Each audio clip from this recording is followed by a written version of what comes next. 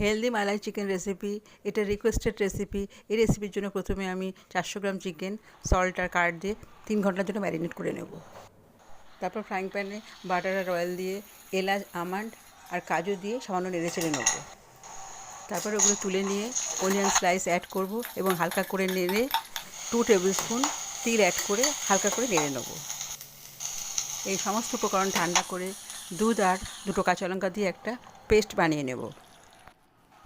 তারপর ফ্রাইং প্যানে বাটার আর refine oil দিয়ে 2 এলাচ দিয়ে পেস্টটা ঢেলে দেব।